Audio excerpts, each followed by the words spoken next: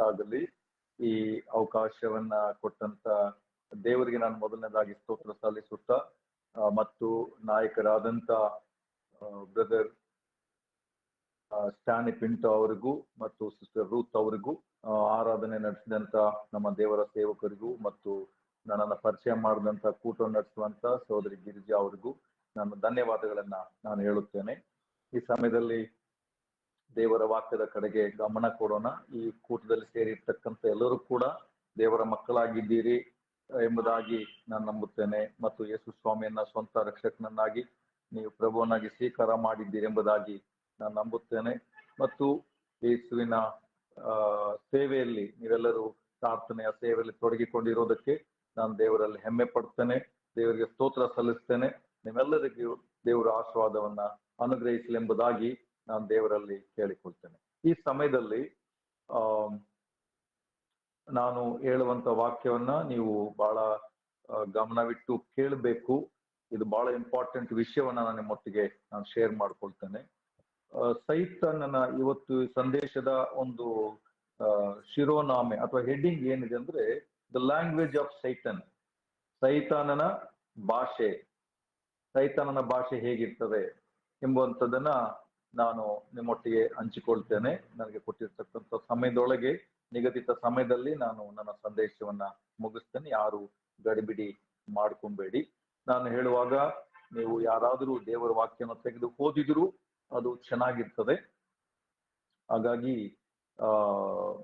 ನಾವು ಮತ್ತಾಯನ ಬರೆದ ಸುವಾರ್ತೆ 4ನೇ ಅಧ್ಯಾಯ 3ನೇ ವಾಕ್ಯವನ್ನು ನಾವು ಓದಿಕೊಳ್ಳೋಣ. ಮತ್ತಾಯನ ಬರೆದ ಸುವಾರ್ತೆ 4ನೇ book of Matthew chapter 4 verse 3 and 6, 3 ಮತ್ತೆ 6. ಆಗ ಆ ಶೋಧಕನು ಆತನ ಬಳಿಗೆ ಬಂದು, ನೀನು ದೇವರ ಮಗನಾಗಿದ್ದರೆ ಈ ಕಲ್ಲುಗಳು ರೊಟ್ಟಿಯಾಗುವಂತೆ ಅಪ್ಪಣೆ ಕೊಡು ಎಂದು ಹೇಳಲು, ಆತನು ಮನುಷ್ಯನು ಸಾಕು ಸಿಸ್ಟರ್ ಅಲ್ಲಿ. ಆಗ ಆ ಶೋಧಕನು, ಸೈತಾನನಿಗೆ ಬೇರೆ ಬೇರೆ ಹೆಸರುಗಳಿದೆ. ದೂರುಗಾರನು ಅಂತ ಇದೆ, ಆಮೇಲೆ ಇಲ್ಲಿ ಶೋಧಕನು ಎಂಬುದಾಗಿದೆ. ಅವನು ಬೇರೆ ಬೇರೆ ರೂಪಗಳನ್ನ ಪಡೆಯುವಂತನಾಗಿದ್ದಾನೆ. ಅವನು ಬೆಳಕಿನ ದೂತ ಅಂತಾನು ಅವನಿಗೆ ಒಂದು ಹೆಸರು ಕೊಡಲ್ಪಟ್ಟಿದೆ, ಬೆಳಕಿನ ದೂತ ಅಂತೇಳಿ. ಹಾಗಾಗಿ ಅನೇಕ ತರವಾದಂತ ಹೆಸರುಗಳು ಅವನಿಗೆ ಕೊಡಲ್ಪಟ್ಟಿದೆ. ಅದರಲ್ಲಿ ಒಂದು ಶೋಧಕನು, ಅವನು ಯೇಸು ಸ್ವಾಮಿಯನ್ನೇ ಶೋಧಿಸ್ತಾನೆ, ದೇವರ ಮಗನನ್ನೇ ಶೋಧಿಸ್ತಾನೆ. ಪವಿತ್ರಾತ್ಮನ ಬಲದಿಂದ ತುಂಬಿದಂತ, ಪವಿತ್ರಾತ್ಮನ ಭರಿತನಾಗಿದ್ದಂತ, ಪವಿತ್ರಾತ್ಮನ ಮೂಲಕವೇ ಜನಿಸಿದಂತ, ಶುದ್ಧ ಕನ್ನಿಕೆಯಲ್ಲಿ ಜನಿಸಿದಂತ, ದೇವ ಆಗಿರುವಂತ ಯೇಸುವನ್ನ ಅವನು ಶೋಧಿಸ್ತಾನೆ. ಹಾಗಿರುವಾಗ ನಮ್ಮನ್ನ ಶೋಧನೆ ಮಾಡದೇ ಇರ್ತಾನ? ನಮ್ಮನ್ನ ಶೋಧಿಸದೇ ಇರ್ತಾನ? ಶೋಧನೆ ಒಳಗೆ ಬೀಳಲಿಕ್ಕೆ ನಾವು ಬೀಳಬೇಕೆಂಬುದಾಗಿ ಅವನು ಪ್ರಯತ್ನ ಮಾಡದೇ ಇರ್ತಾನ? ಹಾಗಾಗಿ ಇವತ್ತು ಈ ಕೂಟದಲ್ಲಿ ಭಾಗವಹಿಸಿರುವ ಎಲ್ಲ ದೇವರ ಮಕ್ಕಳು, ದೇವರ ಸೇವಕರುಗಳು, ನೀವೆಲ್ಲರೂ ಇದನ್ನ ಅರ್ಥ ಮಾಡಿಕೊಂಡು ಈ ಸಂದೇಶವನ್ನ ನೀವು ಇತರರಿಗೂ ತಿಳಿಸ್ಬೇಕು. ಈ ವಾಕ್ಯವನ್ನ ಇತರರಿಗೂ ನೀವು ಹಂಚ್ಕೋಬೇಕು. ಅವನು ಯೇಸು ಸ್ವಾಮಿ ಹತ್ರ ಬಂದು ಅವನೇನ್ ಹೇಳ್ತಾ ಅಂದ್ರೆ, ನೀನು ದೇವರ ಮಗನಾಗಿದ್ದರೆ. ಅವನ ಮಾತು ಯಾವುದು ಕೂಡ ಸ್ಥಿರವಾಗಿಲ್ಲ. ಯೇಸು ಸ್ವಾಮಿ ಏನ್ ಹೇಳ್ತಾರೆ, ಮತ್ತಾಯನ ಬರೆದ ಸುವಾರ್ತೆ 5ನೇ ಅಧ್ಯಾಯದಲ್ಲಿ ಏನ್ ಹೇಳ್ತಾರೆ, ನಿಮ್ಮ ಮಾತು ಹೌದಾದ್ರೆ ಹೌದು ಎಂದು ಹೇಳಿರಿ, ಇಲ್ಲವಾದ್ರೆ ಇಲ್ಲ ಎಂದು ಹೇಳಿರಿ. ಅದಕ್ಕಿಂತ ಹೆಚ್ಚಾಗಿ ಬಂದದ್ದು ಸೈತಾನನಿಂದ ಬಂದದ್ದು. ನೀನು ದೇವ ಯೇಸು ಸ್ವಾಮಿ ಏನ್ ಹೇಳ್ತಾರೆ, ಹೌದಾದ್ರೆ ಹೌದು, ಇಲ್ಲ ಅಂದ್ರೆ ಇಲ್ಲ.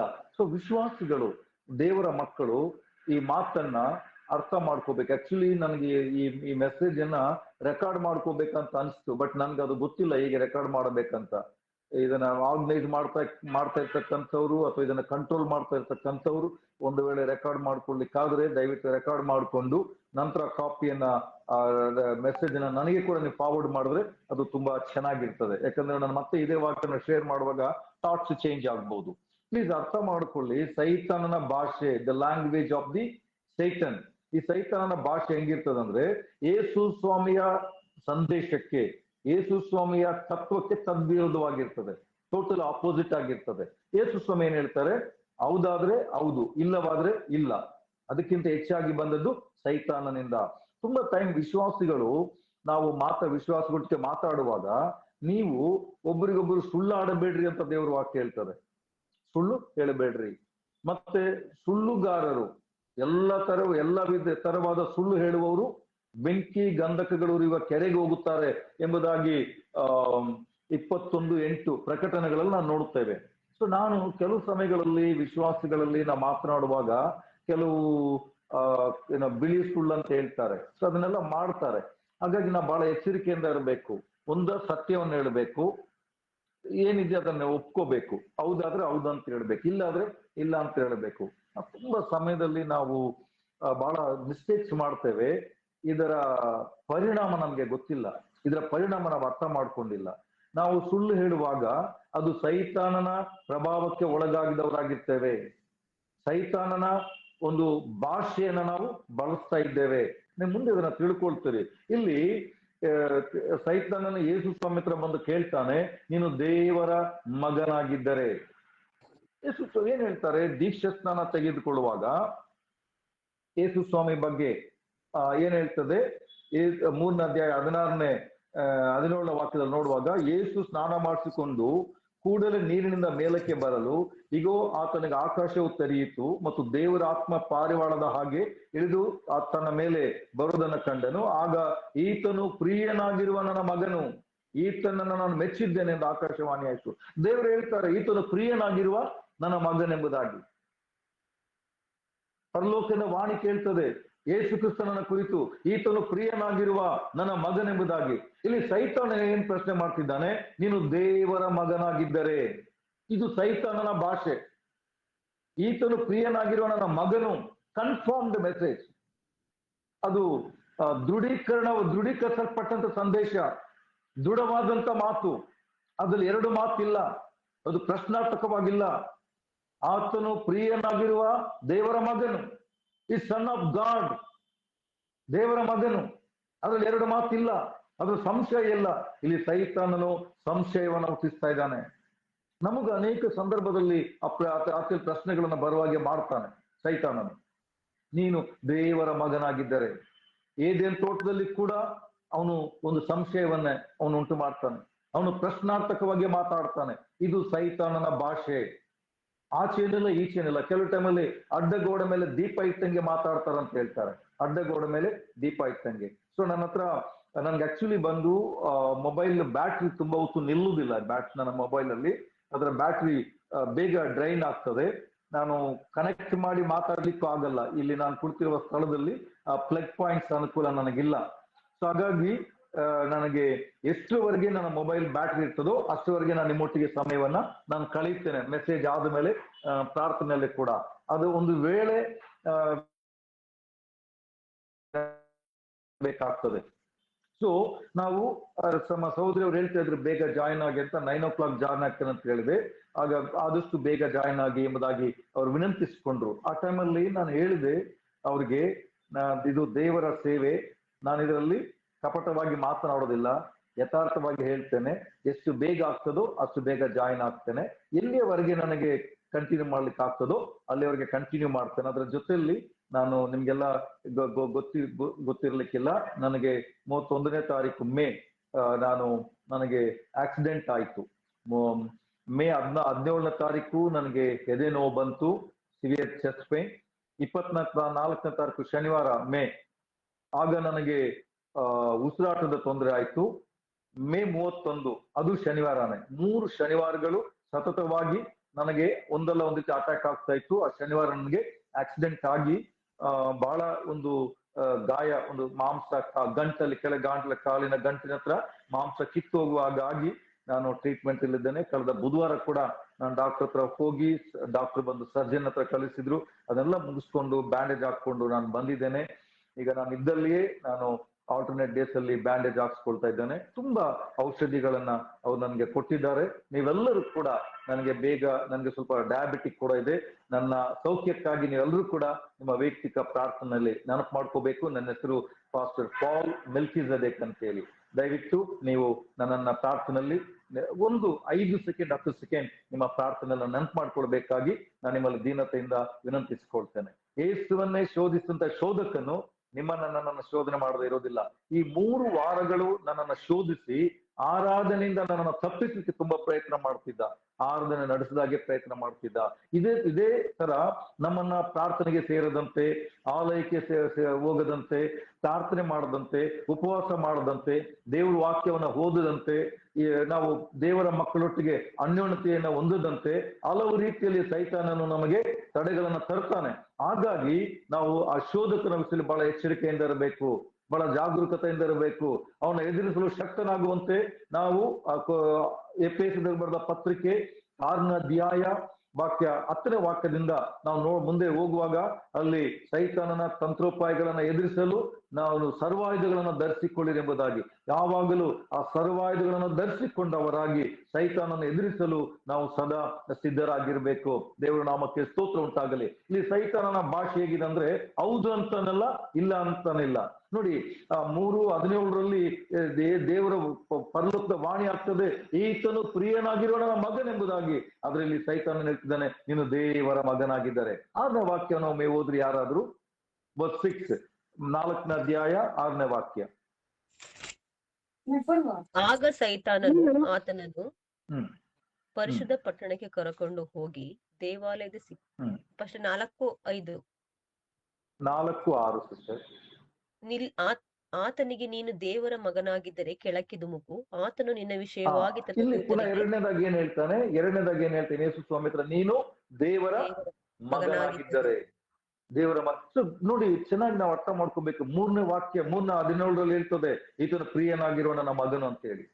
ಮತ್ತೆ ಅವನ್ ಏನ್ ಮಾಡ್ತಿದ್ದಾನೆ, ಏದೇನ್ ತೋಟದಲ್ಲಿ ಎಲ್ಲಾ ಮರದ ಹಣ್ಣನ್ನ ತಿನ್ನಬಹುದು, ಆದ್ರೆ ಆ ತೋಟದ ಮಧ್ಯದಲ್ಲಿರುವ ಹಣ್ಣನ್ನ ಮಾತ್ರ ತಿನ್ನಬಾರದು ಅಂತ ಹೇಳಿ ದೇವ್ರು ಹೇಳ್ತಾರೆ. ಆದ್ರೆ ಸೈತಾನ ಏನ್ ಹೇಳ್ತಾನೆ, ಈ ತೋಟದಲ್ಲಿರುವ ಯಾವ ಮರದ ಹಣ್ಣನ್ನು ತಿನ್ನಬಾರ್ದು ಅಂತ ಹೇಳಿದ್ದು ನಿಜವೋ ಹೌದು ಎಂಬುದಾಗಿ ಕೇಳ್ತಾನೆ. ಯಾವ ಮರದ ಹಣ್ಣನ್ನು ತಿನ್ನಬಾರದು, ಒಂದು ಪ್ರಶ್ನೆಯನ್ನು ಹುಟ್ಟಾಕ್ತಾನೆ, ಗಲಿಬಿಲಿಯನ್ನು ಉಂಟು ಮಾಡ್ತಾನೆ, ಗೊಂದಲವನ್ನು ಉಂಟು ಮಾಡ್ತಾನೆ. ನಾವು ಕೊರಿಂಥದವರಿಗೆ ಬರೆದ ಮೊದಲನೇ ಪತ್ರಿಕೆಯಲ್ಲಿ ನಾವು 14ನೇ ಅಧ್ಯಾಯದಲ್ಲಿ ಓದುತ್ತೇವೆ, ದೇವರು ಗಲಿಬಿಲಿಗೆ ಸಮಾಧಾನಕ್ಕೆ ಕಾರಣನ ಹೊರತು ಗಲಿಬಿಲಿಗೆ ಕಾರಣನಲ್ಲ. ದೇವರು ಯಾವತ್ತು ಗಲಿಬಿಲಿ ಮಾಡೋದಿಲ್ಲ. ಎಲ್ಲಿ ಗಲಿಬಿಲಿ ಇದೆಯೋ ಅಲ್ಲಿ ಸೈತಾನನಿದ್ದಾನೆ, ಎಲ್ಲಿ ಗಲಿಬಿಲಿ ಇದೆಯೋ ಅಲ್ಲಿ ದುರಾತ್ಮನಿದ್ದಾನೆ, ಎಲ್ಲಿ ಸಮಾಧಾನ ಇದೆಯೋ ಅಲ್ಲಿ ದೇವರ ಆತ್ಮನಿದ್ದಾನೆ. ಹಾಗಾಗಿ ಸೈತಾನನ ಯಾವತ್ತು ಪ್ರಶ್ನೆಗಳನ್ನ ಹಾಕ್ತಾನೆ, ಅದು ಸೈತಾನನ ಭಾಷೆ. ನೀನು ದೇವರ ಮಗನಾಗಿದ್ದರೆ, ನೀನು ವಿಶ್ವಾಸಿಯಾಗಿದ್ದರೆ, ನೀನು ನಿನಗೆ ದೇವರ ಮೇಲೆ ನಂಬಿಕೆ ಇದ್ದರೆ, ನಿನ್ನ ಪಾಪಗಳು ತೊಳೆಯಲ್ಪಟ್ಟಿದ್ದರೆ, ಅನೇಕ ತರದ ಪ್ರಶ್ನೆಗಳನ್ನ ಅವನು ಹಾಕ್ತಾನೆ. ಕೆಲವು ಮನುಷ್ಯರು ಕೂಡ ಅದೇ ಪ್ರಶ್ನೆ ಹಾಕೋದನ್ನ ನಾನು ನಿಮಗೆ ಮುಂದೆ ಹೇಳ್ತೇನೆ. ಹಾಗೇನೆ ನಾವು ಇನ್ನೊಂದು ವಾಕ್ಯವನ್ನ ಕೂಡ ನಾವು ಓದೋಣ, 9ನೇ ವಾಕ್ಯವನ್ನ ಓದೋಣ ನಾವು. ನೀನು ನನಗೆ ಸಾಷ್ಟಾಂಗ ನಮಸ್ಕಾರ ಮಾಡಿದರೆ ಇವುಗಳನ್ನೆಲ್ಲ ನಿನಗೆ ಕೊಡುವೆನು. ನೋಡಿ, ಇಲ್ಲಿ ಪುನಃ ಇಲ್ಲಿ ಏನ್ ಹೇಳ್ತಾನೆ, ಸಾಷ್ಟಾಂಗ ನಮಸ್ಕಾರ ಮಾಡಿದರೆ, ಸಾಷ್ಟಾಂಗ ನಮಸ್ಕಾರ ಮಾಡು ಅಂತ ಹೇಳ್ಬೋದು ಅಥವಾ ಮಾಡಬೇಡ ಅಂತ ಹೇಳ್ಬೋದು. ನೀನು ದೇವರ ಮಗ ಅಂತ ಹೇಳ್ಬೋದು ಅಥವಾ ದೇವರ ಮಗನಲ್ಲ ಅಂತ ಹೇಳ್ಬೋದು. ಆದರೆ, ಇದ್ದರೆ, ಬಂದರೆ, ಇನ್ನೊಂದು ಹೇಳ್ತೇವಲ್ಲ ನಾವು, ಅಂತೆ ಕಂತೆ ಅಂತ ಹೇಳ್ತಾರಲ್ಲ ಆ ತರ, ಹಂಗಂತೆ ಹಿಂಗಂತೆ, ಇದು ದೇವರ ಮಕ್ಕಳು ಬಳಸುವ ಪದಗಳಲ್ಲ. ಬಂದ್ರಂತೆ, ಹೋದ್ರಂತೆ, ನೋಡಿದ್ರಂತೆ, ಕದ್ರಂತೆ, ಸುಳ್ಳು ಹೇಳಿದ್ರಂತೆ, ಇದು ಅಲ್ಲ. ಹೌದಾದ್ರೆ ಹೌದು, ಇಲ್ಲವಾದ್ರೆ ಇಲ್ಲ. ನೀವೆಲ್ಲ ವಿಶ್ವಾಸಗಳಾದ ಕಾರಣ ನನ್ನ ಮಾತುಗಳನ್ನ ನಾನು ನಿಮ್ಗೆ ಹೇಳ್ತಿದ್ದೆ. ಬಹಳ ಸ್ಟ್ರಾಂಗ್ ಆದಂತ ಮಾತಿದು, ಎಲ್ಲ ವಿಶ್ವಾಸಗಳು ಅರ್ಥ ಮಾಡ್ಕೊಳ್ಬೇಕಾದ ಮಾತು, ಪಾಲನೆ ಮಾಡಬೇಕಾದ ಮಾತು, ಅನ್ವಯಿಸಿಕೊಳ್ಳಬೇಕಾದ ಮಾತಿದು. ಇದನ್ನ ಹಗುರವಾಗಿ ನಾವು ತೆಗೆದುಕೋಬಾರ್ದು, ಇದನ್ನ ಲಘುವಾಗಿ ನಾವು ತೆಗೆದುಕೋಬಾರ್ದು.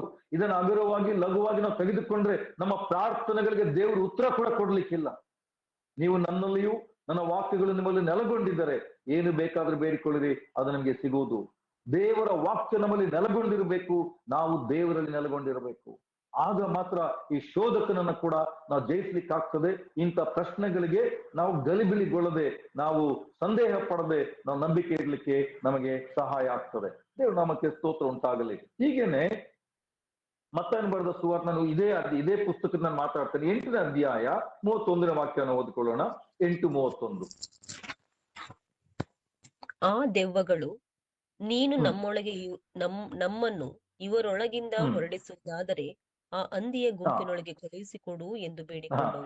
ಇಲ್ಲಿ ಏನ್ ಹೇಳ್ತಾರೆ, ಸೈತಾನ ಏನ್ ಮಾಡಿ ನೋಡಿ, ಇಲ್ಲಿ ಶೋಧಕನು, ಇಲ್ಲಿ ದುರಾತ್ಮ ಪೀಡಿತ ಮನುಷ್ಯರೊಬ್ಬ ಮನುಷ್ಯನಲ್ಲಿ ದುರಾತ್ಮ ಇದ್ದಾನೆ.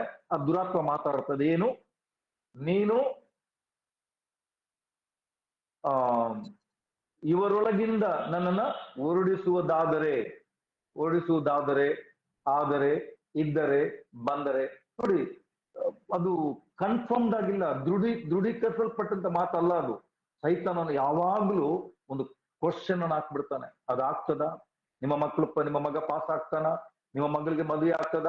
ನಿಮ್ಗೆ ಆ ಲೋನ್ ಸಿಗ್ತದ? ನೀವು ಆ ಜಾಗ ಕೊಂಡ್ಕೊಳ್ತೀರಾ? ನೀವು ಮನೆ ಕಟ್ಟಿಬಿಡ್ತೀರಾ? ನೀವು ಕಾರ್ ಕೊಂಡ್ಕೊಳ್ತೀರಾ? ನೀವು ಸೌಖ್ಯ ಆಗ್ಬಿಡ್ತೀರಾ? ಇಲ್ಲ, ಸೌಖ್ಯ ಆಗ್ತೇನೆ, ಮನೆ ತಕೊಳ್ತೇನೆ ಅಥವಾ ತಕೊಳ್ಳುದಿಲ್ಲ, ಮನೆ ಕಟ್ಟುತ್ತೇನೆ ಅಥವಾ ಕಟ್ಟುವುದಿಲ್ಲ, ನನ್ನ ಮಗ ಪಾಸ್ ಆಗ್ತಾನೆ ಅಥವಾ ಪಾಸ್ ಆಗಲ್ಲ. ಯಾವ್ದಾದ್ರು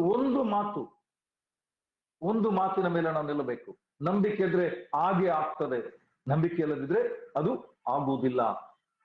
ಹಾಗಾಗಿ ನಾವು ನೋಡ್ತಿದ್ದು ಸೈತಾನನು ಹೇಗೆ ಹೇಳ್ತಾನೆ. ಮತ್ತೆ ಏನ್ ಬರೆದ ಸುವಾರ್ತೆ 27ನೇ ಅಧ್ಯಾಯ 40ನೇ ವಾಕ್ಯವನ್ನು ನೋಡೋಣ ನಾವು. 27:40. ದೇವಾಲಯವನ್ನು ಕೆಡವಿ 3 ದಿನಗಳಲ್ಲಿ ಕಟ್ಟುವವನೇ, ನಿನ್ನನ್ನು ರಕ್ಷಿಸಿತು, ದೇವರ ಮಗನು ಆಗಿದ್ದರೆ ಶಿಲುಬೆಯಿಂದ ಇಳಿದು ಬಾ ಎಂದು ಆತನನ್ನು ಅಂಗಿಸುತ್ತಿದ್ದರು. ನೋಡಿ, ಮೊದಲು ಹೇಳಿದ್ದು ಶೋಧಕನು ಸೈತಾನನು. ಎರಡನೇದಾಗಿ ದುರಾತ್ಮ ಪೀಡಿತ ಅನೇಕ ಸೈತಾನನ ಆ ಒಂದು ಗುಂಪಾದ ಒಂದು ದಂಡು ಒಬ್ಬನಲ್ಲಿ ಸೇರ್ಕೊಂಡಿದೆ. ಆ ದುರಾತ್ಮ ಮಾತಾಡ್ತದೆ, ನೀನು ನನ್ನನ್ನು ಹೊರಡಿಸುವುದಾದರೆ ಎಂಬುದಾಗಿ. ಈಗ ಮಾತಾಡ್ತಾ ಇರೋದು ಯಾರು? ಮನುಷ್ಯರು, ಸೈತಾನನ ಪ್ರಭಾವಕ್ಕೆ ಒಳಗಾದವರು, ಸೈತಾನನ ಪ್ರೇರಣೆಗೆ ಒಳಗಾದವರು. ಅವರು ಮಾತಾಡುವ ಮಾತಿನಲ್ಲಿ ಒಂದು ದೃಢವಾದಂತ ಮಾತಿಲ್ಲ. ಅವರು ಯೇಸು ಸ್ವಾಮಿ ಸೇವೆ ಆರಂಭ ಮಾಡಿದಾಗ ಸೈತಾನನ ಮಾಡಿದ ಪ್ರಶ್ನೆಯನ್ನೇ ಯೇಸು ಸ್ವಾಮಿ ಮರಣದ ಸಮಯದಲ್ಲಿ ಶಿಲುಬೆಯಲ್ಲಿರುವಾಗ್ಲೂ ಅದೇ ಮಾತನ್ನು ಹೇಳ್ತಾ ಇದ್ದಾನೆ. ಏನಂತ ಹೇಳಿ, ನೀನು ದೇವರ ಮಗನಾಗಿದ್ದರೆ ಶಿಲುಬೆಯಿಂದ ಇಳಿದು ಬಾ, ನೀನು ದೇವರ ಮಗನಾಗಿದ್ದರೆ. ಅನೇಕ ಸವಾಲುಗಳನ್ನ ಸೈತಾನನು ನಮಗೆ ಆಗ್ತಾನೆ. ನಾವ್ ಎಚ್ಚರಿಕೆಯಿಂದ ಇರಬೇಕು. ಸೈತಾನನಿಗೆ ನಾವ್ ಯಾವ್ದನ್ನ ಪ್ರೂವ್ ಮಾಡುವಂತ ಅಗತ್ಯವಿಲ್ಲ. ದೇವರು ನಮ್ಮನ್ನ ಪ್ರೂವ್ ಮಾಡ್ತಾರೆ, ನಾವು ದೇವ್ರ ಮಕ್ಕಳು ಅಂತ ಹೇಳಿ. ದೇವರು ನಮ್ಮ ಪ್ರಾರ್ಥನೆಗೆ ಉತ್ತರ ಕೊಡೋದ್ರ ಮೂಲಕ ದೇವ್ರು ನಾವು ಯಾರು ಎಂಬುದಾಗಿ ದೇವರು ಪ್ರೂವ್ ಮಾಡ್ತಾರೆ. ನಾವು ಪ್ರೂವ್ ಮಾಡ್ಬೇಕಾಗಿಲ್ಲ. ಸೈತಾನನ ಸವಾಲನ್ನ ಯಾವತ್ತೂ ನಾವು ಸ್ವೀಕಾರ ಮಾಡಬಾರ್ದು. ನಮ್ಗೆ ಸೋಲು ಅಂತ ಅನಿಸಬಹುದು, ನಾವು ಸೋತಿದ್ದೇವೆ ಅಂತ ಅನಿಸಬಹುದು. ಇತ್ತೀಚೆಗೆ ಕೆಲವು ವಿಶ್ವಾಸಗಳ ಮಧ್ಯೆ ಸ್ವಲ್ಪ ಚಿಕ್ಕದಾಗಿ ಭಿನ್ನಾಭಿಪ್ರಾಯ ಬಂತು. ನಾನು ಅವರೊಟ್ಟಿಗೆ ಹೇಳಿದೆ, ನಾನು ಸೋಲನ್ನು ಒಪ್ಕೊಳ್ತೇನೆ. ಅಂದ್ರೆ ಅವರೊಟ್ಟಿಗೆ ವಾಗ್ವಾದ ಮಾಡ್ಲಿಕ್ಕೆ ನನಗೆ ಇಷ್ಟ ಇಲ್ಲ, ತರ್ಕ ಮಾಡ್ಲಿಕ್ಕೆ ನನಗೆ ಇಷ್ಟ ಇಲ್ಲ. ನಾನು ತಗ್ಗಿಸ್ಕೊಂಡ್ರು ಪರವಾಗಿಲ್ಲ, ನನ್ನ ಮರ್ಯಾದೆ, ನನಗೆ ಗೌರವ ನಾನು ಕಳ್ಕೊಂಡ್ರು ಪರವಾಗಿಲ್ಲ. ನಾನು ವಾದ ಮಾಡಿ, ತರ್ಕ ಮಾಡಿ, ನಾನು ಒಂದು ಮಾತು ಹೇಳ್ತಾರೆ ಆಂಗ್ಲ ಭಾಷೆಯಲ್ಲಿ, ಆರ್ಗ್ಯುಮೆಂಟ್ ನೆವರ್ ವಿನ್ಸ್ ಅಂತ ಹೇಳಿ. ವಾದ ತರ್ಕ ಯಾವತ್ತೂ ಗೆಲ್ಲುವುದಿಲ್ಲ. ನಮ್ಗೆ ಗೆಲುವು ಬೇಡ, ಆತರ ಗೆಲುವು ಬೇಡ. ನಾವು ಎಂತವ್ರು, ನಮ್ಮೊಟ್ಟಿಗೆ ಯಾರಿದ್ದಾರೆ, ನಮ್ಮನ್ನು ಯಾರು ಕರೆದಿದ್ದಾರೆ, ನಮ್ಮನ್ನು ಯಾರು ರಕ್ಷಿಸಿದ್ದಾರೆ ಎಂಬುದಾಗಿ ನಮ್ಮ ದೇವರು ನಮ್ಮನ್ನ ಕರೆದಾತನೋ ನಮ್ಮನ್ನ ಯಾರೆಂಬುದಾಗಿ ಪ್ರೂವ್ ಮಾಡ್ತಾರೆ. ನಮ್ಮಲ್ಲಿರುವ ಅಭಿಷೇಕ ಏನು, ನಮ್ಮಲ್ಲಿರುವ ಕರೆ ಏನು ಎಂಬುದಾಗಿ ದೇವರು ಪ್ರೂವ್ ಮಾಡ್ತಾರೆ. ನಾವು ಅದ್ರ ಬಗ್ಗೆ ತಲೆ ಕೆಡಿಸಿಕೊಳ್ಳುವಂತ ಅವಶ್ಯಕತೆ ಇಲ್ಲ. 27ನೇ ಅಧ್ಯಾಯ 42ನೇ ವಾಕ್ಯವನ್ನ ನಾವು ಓದೋಣ. ಅವನು ಮತ್ತೊಬ್ಬರನ್ನು ರಕ್ಷಿಸಿದನು, ತನ್ನನ್ನು ರಕ್ಷಿಸಿಕೊಳ್ಳಲಾರನು. ಅವನು ಇಸ್ರೇಲಿನ ಅರಸನಲ್ಲವೇ? ಈಗ ಶಿಲುಬೆಯಿಂದ ಅವನು ಇಸ್ರೇಲಿನ ಅರಸನಲ್ಲವೇ? ಒಂದು ಪ್ರಶ್ನಾರ್ಥಕವಾದಂತ ಒಂದು ಮಾತು. ಇವತ್ತು ಸೈತಾನನು ಏನು ಭಾಷೆಯನ್ನಾಡ್ತಾನೆ, ಅದೇ ಭಾಷೆಯನ್ನೇ, ಅದೇ ಶೈಲಿಯನ್ನೇ ದುರಾತ್ಮಗಳು ಬಳಸ್ತಾ ಇದೆ. ಆ ದುರಾತ್ಮ ಪೀಡಿತರು, ಸೈತಾನನ ಪ್ರೇರಿತರು, ಸೈತಾನನ ಪ್ರಭಾವಕ್ಕೊಳಗಾದವರು ಕೂಡ ಅದೇ ಶೈಲಿಯನ್ನ ಮಾಡ್ತಾ ಇದ್ದಾರೆ. ಇವತ್ತು ನಾವು ಹೇಗೆ ದೇವರ ಮಕ್ಕಳ ಅಲ್ಲವಮ್ಮ ಅನ್ನೋದನ್ನ ಹೇಗೆ ನಾವು ಗುರುತಿಸ್ಕೋಬಹುದು?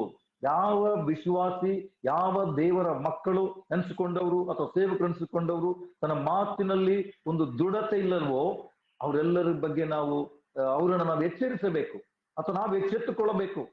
ಬಹಳ ಇಂಪಾರ್ಟೆಂಟ್ ವಿಷಯ ಇದು. ನಂಬಿಕೆಯಿಂದ ಮಾತಾಡಬೇಕು. ಆಗ್ತದಾ? ಆಗಲ್ವಾ? ಕೊಡ್ತೀರಾ? ಕೊಡಲ್ವಾ? ಮಾಡ್ತೀರಾ? ಮಾಡಲ್ವಾ? ನೋಡ್ತೇನೆ, ಟ್ರೈ ಮಾಡ್ತೇನೆ, ಪ್ರಯತ್ನ ಮಾಡ್ತೇನೆ, ಸಾಧ್ಯ ಆದ್ರೆ ಇಲ್ಲ, ನಾನು ಮಾಡ್ತೇನೆ. ನಂಬಿಕೆ ಇದೆಯಾ? ನನ್ನನ್ನು ಬಲಪಡಿಸುವ ಆತನಲ್ಲಿ ಇದ್ದುಕೊಂಡು ಎಲ್ಲದಕ್ಕೂ ನಾನು ಶಕ್ತನಾಗಿದ್ದೇನೆ. ಆ ನಂಬಿಕೆ ಇದ್ರೆ ಎಸ್ ಅಂತೇಳಿ ನಂಬಿಕೆ ಇಲ್ಲದಿದ್ರೆ ಆಗೋದಿಲ್ಲ ಅಂತೇಳಿ. ಅಡ್ಡ ಗೋಡೆ ಮೇಲೆ ದೀಪ ಇಟ್ಟಂಗೆ ನಾವು ಮಾತಾಡಬಾರದು. ಮತ್ತೇನು ಬರೆದ ಸುವಾರ್ತೆ 13 ಈ ರೀತಿಯಲ್ಲಿ ಸೈತಾನನ ತನ್ನ ಮಾತಿನ ಶೈಲಿಯಿಂದ ನಮ್ಮಲ್ಲಿರುವ ನಂಬಿಕೆಗೆ ಸಂಶಯ ಬರುವಂತೆ ಮಾಡ್ತಾನೆ. ಹಾಗಾಗಿ ಮತ್ತಾಯ 13:58 ಓದಿ.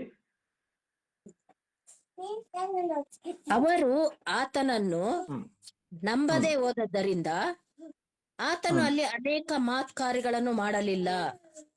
ಅಲ್ಲಿ ಅನೇಕ ಮಹತ್ಕಾರ್ಯಗಳನ್ನ ಮಾಡಲಿಲ್ಲ. ಯಾಕೆಂದ್ರೆ ಅವರು ನಂಬದೆ ಹೋದ ಕಾರಣ. ಇವತ್ತು ನಾವು ನಂಬಿಕೆ ಇಲ್ಲದಿದ್ದರೆ ದೇವರು ಅನೇಕ ಮಹತ್ಕಾರ್ಯಗಳನ್ನು ಮಾಡಲಿಕ್ಕೆ ಆಗುದಿಲ್ಲ. ನಮ್ಗೆ ಅನೇಕ ಮಹತ್ಕಾರ್ಯ ನಮ್ಮ ಜೀವನದಲ್ಲಿ ಆಗಬೇಕು. ನಮ್ಮ ಪರ್ಸನಲ್ ಲೈಫಲ್ಲಿ ಆಗ್ಬೇಕು, ನಮ್ಮ ಕುಟುಂಬದಲ್ಲಿ ಆಗ್ಬೇಕು, ನಮ್ಮ ಸೇವೆಯಲ್ಲಿ ಆಗ್ಬೇಕು, ಮಕ್ಕಳ ಜೀವಿತದಲ್ಲಿ ಆಗ್ಬೇಕು, ಮನೆಯವರ ಜೀವಿತದಲ್ಲಿ ಆಗ್ಬೇಕು, ಕೆಲಸ ಮಾಡುವ ಸ್ಥಳದಲ್ಲಿ ಆಗ್ಬೇಕು. ನಮ್ಗೆ ಅನೇಕ ಕೊರತೆಗಳಿದೆ. ಅಲ್ಲೆಲ್ಲ ದೇವರ ಅದ್ಭುತಗಳು ಮಹತ್ಕಾರ್ಯ ನಮ್ಗೆ ಬೇಕು. ಅನಾರೋಗ್ಯ ಇದೆ, ದೇವರ ಮಹತ್ಕಾರ್ಯ ನಮ್ಗೆ ಬೇಕು. ದೇವರ ಮಹತ್ಕಾರ್ಯ ನಮ್ಮ ಜೀವಿತದಲ್ಲಿ ಮಾಡಬೇಕಾದ್ರೆ, ನಿಮ್ಮ ಜೀವಿತಗಳಲ್ಲಿ ಮಾಡಬೇಕಾದ್ರೆ, ದೇವರ ಮಹತ್ಕಾರ್ಯದ ಅನುಭವ ನಮಗಾಗಬೇಕಾದ್ರೆ ನಾವು ದೇವರಲ್ಲಿ ನಂಬಿಕೆ ನಡಬೇಕು. ಇನ್ನೊಂದು ವಾಕ್ಯವನ್ನು ಓದಿಕೊಳ್ಳೋಣ. ಜೇಮ್ಸ್ ಯಾಕೋಬನ ಪತ್ರಿಕೆ 1ನೇ ಅಧ್ಯಾಯ 6 ಮತ್ತು 7. 6ನೇ ವಾಕ್ಯ 7ನೇ ವಾಕ್ಯ. ಸ್ವಲ್ಪವೂ ಸಂದೇಹ ಪಡದೆ ನಂಬಿಕೆ ಇಟ್ಟು ಕೇಳಿಕೊಳ್ಳಬೇಕು. ಸಂದೇಹ ಪಡುವವನು ಗಾಳಿಯಿಂದ ಬಡಿಯಲ್ಪಟ್ಟ ಸಮುದ್ರದ ತೆರೆಯಂತೆ ಅಲೆಯುತ್ತಿರುವನು. ನಮ್ಮ ಆ ಮನುಷ್ಯನು ತಾನು ಕರ್ತನಿಂದ ಏನಾದರೂ ಹೊಂದುವೆನೆಂದು ಭಾವಿಸದೇ ಇರಲಿ. ಸಂಶಯ ಪಡುವವನು ಅವನು 2 ಮನಸ್ಸುಳ್ಳವನು. ಆಗ್ತದ ಆಗಲ್ವಾ? ಸಿಗ್ತದ ಸಿಗಲ್ವಾ? ಆಗಿದ್ದ. ಪ್ಲೀಸ್ ಅರ್ಥ ಮಾಡ್ಕೊಳ್ಳಿ. ಅವನು 2 ಮನಸ್ಸುಳ್ಳವನು. ಆಗುದಿಲ್ವೇನೋ, ಹೋಗ್ತೇನೋ ಇಲ್ಲವೋ, ಬರ್ತೇನೋ ಇಲ್ಲವೋ, ಬಸ್ ಸಿಗ್ತದೋ ಇಲ್ಲವೋ, ಟ್ರೈನ್ ಸಿಗ್ತದೋ ಇಲ್ಲವೋ, 2 ಮನಸ್ಸುಳ್ಳವನು. ನನ್ನ ಪ್ರಾರ್ಥನೆಗೆ ದೇವರು ಉತ್ತರ ಕೊಡ್ತಾರ ಇಲ್ಲವಾ? ನನ್ಗೆ ಅದ್ಭುತ ಆಗ್ತದೋ ಇಲ್ಲವೋ, ನನ್ಗೆ ಸ್ವಸ್ಥತೆ ಆಗ್ತದೋ ಇಲ್ಲವೋ, ನನ್ಗೆ ಜಯ ಸಿಗ್ತದೋ ಇಲ್ಲವೋ, ಸಂಶಯಗಳು.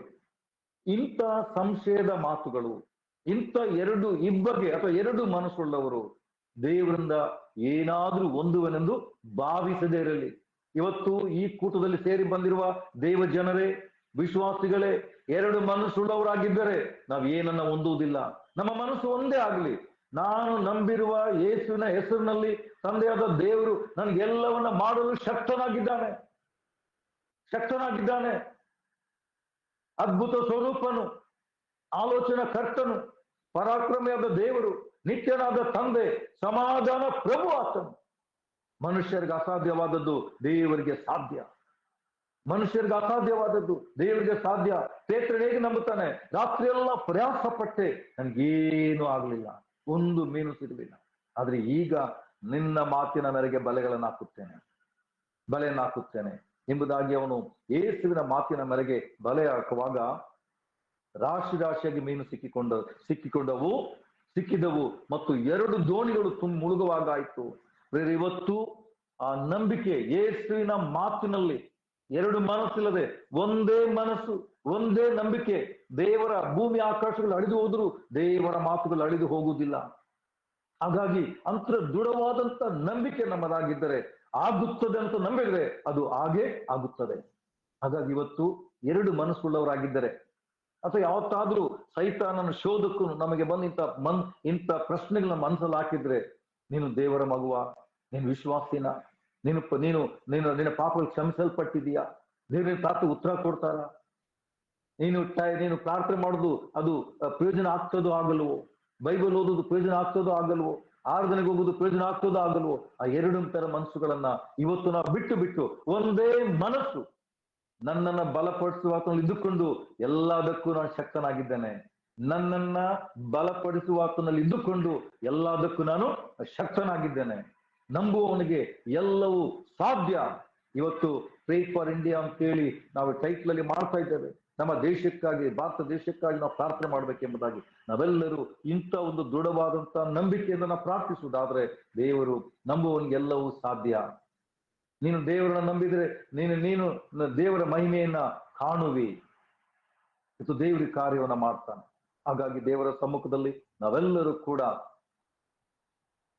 ದೇವರ ಸಮ್ಮುಖದಲ್ಲಿ ಎಲ್ಲ ಸಂಶಯವನ್ನ ತೆಗೆದಿಟ್ಟು ಬಿಟ್ಟು ದೃಢವಾದಂತ ನಂಬಿಕೆಯೊಂದಿಗೆ, ಅಚಲವಾದಂತ ನಂಬಿಕೆಯೊಂದಿಗೆ, ದೇವರು ನನ್ನ ಪ್ರಾರ್ಥನೆ ಕೇಳ್ತಾರೆ, ನನಗೆ ಸದುತ್ತರವನ್ನು ಕೊಟ್ಟೇ ಕೊಡ್ತಾರೆ, ನನಗೆ ಸೋಲಿಲ್ಲ, ನನಗೆ ಗೆಲುವು, ಈ ನಂಬಿಕೆಯಿಂದ ನಾವು ದೇವರನ್ನ ಸೇವಿಸೋಣ, ನಂಬಿಕೆಯಿಂದ ಪ್ರಾರ್ಥನೆ ಮಾಡೋಣ, ದೇವರಿಂದ ದೊಡ್ಡ ಕಾರ್ಯಗಳನ್ನ ನಾವು ನಿರೀಕ್ಷಿಸೋಣ, ದೇವರಿಗಾಗಿ ದೊಡ್ಡ ಕಾರ್ಯಗಳನ್ನ ಮಾಡುವಂತ ಮನಸ್ಸನ್ನ ನಾವು ಮಾಡೋಣ.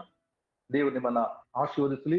ನನಗೋಸ್ಕರ ಪ್ರಾರ್ಥನೆ ಮಾಡೋದನ್ನ ಮರ್ತು ಬಿಡಬೇಡ್ರಿ. ನಿಮ್ಮ ಚಿಕ್ಕ ಒಂದು ವಿನಂತಿ ಕೂಡ ಏನಂತ ಹೇಳಿದ್ರೆ, ನಾನು ಪಾಲ್ ಮೆಲ್ಕಿಜೆದೇಕ್ ಅನ್ನೋ ಒಂದು ನನ್ನ ಫೇಸ್ಬುಕ್ ಅಕೌಂಟ್ ಅಲ್ಲಿ ನನ್ನ ಮೆಸೇಜ್ಗಳು ಲೈವ್ ಆಗಿ ನಾನು ಕೆಲವೊಮ್ಮೆ ಹಾಕ್ತೇನೆ. ನೀವು ಅದನ್ನ ನೋಡಿ ಆಶೀರ್ವಾದ ಹೊಂದಬಹುದು. ಥ್ಯಾಂಕ್ ಯು, ಧನ್ಯವಾದಗಳು. ಪ್ರಾರ್ಥನೆ ಮಾಡೋಣ. ಎಲ್ಲರ ತಲೆಗಳನ್ನ ಬಾಗಿ ಕರ್ತನ ಸಮ್ಮುಖದಲ್ಲಿ ಪ್ರಾರ್ಥನೆ ಮಾಡೋಣ. ಪರಲೋಕದ ತಂದೆಯಾದ ದೇವರೇ, ಈ ರಾತ್ರಿ ಸಮಯಕ್ಕಾಗಿ ನನಗೆ ಸ್ತೋತ್ರವನ್ನು ಸಲ್ಲಿಸ್ತೇವೆ. ತಂದೆಯಾದ ದೇವರೇ, ಈ ರಾತ್ರಿ ವೇಳೆಯಲ್ಲಿ ಸುಮಾರು ಅನೇಕ ದೇವರ ಮಕ್ಕಳು ನಮ್ಮ ದೇಶ, ನಮ್ಮ ರಾಜ್ಯದ ಬೇರೆ ಬೇರೆ ಭಾಗಗಳಿಂದ ಕರ್ತನೇ, ದೇವರು ನಮಗೆ ಅನುಗ್ರಹಿಸಿದಂತ ಈ ತಾಂತ್ರಿಕ ಅನುಕೂಲದಿಂದ ದೂರದಿದ್ದರೂ ನಾವು ಸಮೀಪದಲ್ಲಿ ಇರುವಂತೆ ನಾವು ನಿಮ್ಮ ಸಮ್ಮುಖಕ್ಕೆ ನಾವು ಸೇರಿ ಬಂದಿದ್ದೇವೆ ಸ್ವಾಮಿ. ಈ ಆನ್ಲೈನ್ ನಲ್ಲಿ ಕನೆಕ್ಟ್ ಆಗಿರ್ತಕ್ಕಂಥ ಪ್ರತಿಯೊಬ್ಬ ದೇವರ ಮಕ್ಕಳು, ದೇವರ ಸೇವಕರುಗಳಿಗಾಗಿ ನಾನು ಸ್ತೋತ್ರ ಸಲ್ಲಿಸ್ತೇನೆ. ಇವತ್ತು ಆರಾಧನೆ ನಡೆಸುವಂತ ಸಹೋದರರು, ಕೂಟವನ್ನ ಮುನ್ನಡೆಸಿದಂತ ನಮ್ಮ ಸಹೋದರಿ, ಇದಕ್ಕೆ ಕರ್ತನೆ ಲೀಡರ್ ಆಗಿರ್ತಕ್ಕಂಥ ಸಹೋದರಿ ರೇಖಾ ಸಹೋದರಿ ಅವರು, ಮತ್ತು ಇದಕ್ಕೆ ನಾಯಕರಾಗಿರ್ತಕ್ಕಂಥ ಕರ್ತನೆ ಸ್ಥಾಪಕರಾಗಿರ್ತಕ್ಕಂಥ ಬ್ರದರ್ ಸ್ಟ್ಯಾನಿ ಪಿಂಟು ಅವರು, ಮತ್ತು ಉಳಿದ ಎಲ್ಲ ಜವಾಬ್ದಾರಿ ಸ್ಥಾನದಲ್ಲಿರ್ತಕ್ಕಂಥವ್ರು ನಮ್ಮ ಕರ್ತರು, ಎಲ್ಲರಿಗಾಗಿ ನಿಮಗೆ ನಾನು ಸ್ತೋತ್ರವನ್ನ ಸಲ್ಲಿಸ್ತೇನೆ. ಒಬ್ಬೊಬ್ಬರನ್ನ ಸ್ವಾಮಿ ನೀವು ಹೆಸರಾಗಿ ನಿಮ್ಮ ಸಮ್ಮುಖದಲ್ಲಿ ಅವ್ರನ್ನ ಆಶೀರ್ವದಿಸಬೇಕಾಗಿ, ಅವರ ಕುಟುಂಬಗಳನ್ನ ಆಸ್ವಾದಿಸಬೇಕಾಗಿ, ಅವರ ವೈಯಕ್ತಿಕ ಜೀವಿತಗಳನ್ನ ಆಸ್ವಾದಿಸಬೇಕಾಗಿ, ಅವರಲ್ಲಿರುವ ಇಬ್ಬಗೆ ಎರಡು ಮನಸ್ಸುಗಳನ್ನ ಕರ್ತನೆ ಅವರು ಬಿಟ್ಟು ಒಂದೇ ಮನಸ್ಸುಳ್ಳವರಾಗಿ, ಒಮ್ಮತ ಉಳ್ಳವರಾಗಿ, ಒಗ್ಗಟ್ಟುಳ್ಳವರಾಗಿ, ದೇವರ ಮೇಲೆ ನಂಬಿಕೆ ಇಟ್ಟವರಾಗಿ, ದೃಢವಾದಂತ ನಂಬಿಕೆ ಇಟ್ಟವರಾಗಿ, ಅಚಲವಾದಂತ ನಂಬಿಕೆ ಇಟ್ಟವರಾಗಿ, ದೇವರೇ ಸಂಶಯ ಪಡದೆ, ನಂಬಿಕೆ ಮೇಲೆ ಪ್ರಶ್ನೆಯನ್ನ ಇಟ್ಟುಕೊಳ್ಳದೆ, ಸೈತಾನನು ತರುವಂತ ಸಂಶಯಕ್ಕೆ ಅವಕಾಶ ಕೊಡದೆ, ಕರ್ತನೆ ದೇವರ ವಾಣಿ ಆಯ್ತು, ಈತನು ಪ್ರಿಯನಾಗಿರುವ ನನ್ನ ಮಗನೆಂಬುದಾಗಿ ನಂತರ ಸ್ವಲ್ಪ ಸಮಯದಲ್ಲಿ ಸೈತಾನನು ಹೇಳ್ತಿದ್ದಾನೆ, ನೀನು ದೇವರ ಮಗನಾಗಿದ್ದಾರೆಂಬುದಾಗಿ. ದೇವರೇ, ದೇವರಿಂದ ನಾವು ವಾಗ್ದಾನವನ್ನು ಪಡ್ಕೊಂಡ ಮೇಲೆ, ದೇವರ ವಾಕ್ಯದ ಮೂಲಕ ನಮ್ಮ ಸಮಸ್ಯೆಗಳಿಗೆ ಉತ್ತರವನ್ನು ಪಡ್ಕೊಂಡ ಮೇಲೆ, ದೇವರ ವಾಕ್ಯದ ಮೂಲಕ ನಾವು ದೇವರ ಮಕ್ಕಳಿಂದಾಗಿ ದೃಢೀಕರಿಸಲ್ಪಟ್ಟ ಮೇಲೆ, ಹೌದು ಅಲ್ಲೋ ಎಂಬ ಪ್ರಶ್ನೆ ನಮ್ಮಲ್ಲಿ ಬಾರದೆ, ಹೌದಾದ್ರೆ ಹೌದು, ಇಲ್ಲವಾದ್ರೆ ಇಲ್ಲ, ಹೆಚ್ಚಾಗಿ ಬಂದದ್ದು ಸೈತಾನನೆಂಬುದಾಗಿ ಯೇಸು ಸ್ವಾಮಿ ಎಚ್ಚರಿಕೆ ಕೊಟ್ಟ ಹಾಗೆ ನಾವು ಹೌದು ಅಥವಾ ಇಲ್ಲ ಎಂಬುದರಲ್ಲಿ ದೃಢವಾಗಿ ನಿಲ್ಲುವಂತೆ ಮಾಡಿ, ಸೈತಾನನಿಗೆ ಅವಕಾಶ ಕೊಡದೆ, ಸೈತಾನನ ಭಾಷೆಯನ್ನು ನಾವು ಬಳಸದೆ ಸ್ವಾಮಿ, ಸೈತಾನನ ಭಾಷೆಯನ್ನು ನಾವು ಬಳಸದಂತೆ ನಮ್ಗೆ ಕೃಪೆ ಕೊಡಬೇಕಾಗಿ ನಾವು ಪ್ರಾರ್ಥಿಸ್ತೇವೆ. ಇನ್ನು ಸ್ವಾಮಿ, ಉಳಿದ ಪ್ರಾರ್ಥನೆಯ ಸಮಯದಲ್ಲಿ ಕೂಡ ನೀವು ನಮ್ಮ ಸಂಗಡವಿದ್ದು ನಮ್ಮನ್ನ ಬಲಪಡಿಸಿ ನಡೆಸಬೇಕಾಗಿ ಯೇಸುವಿನ ನಾಮದಲ್ಲಿ ಪ್ರಾರ್ಥಿಸಿದ್ದೇವೆ ನಮ್ಮ ತಂದೆಯೇ. ಆಮೇನ್. ಆಮೆನ್.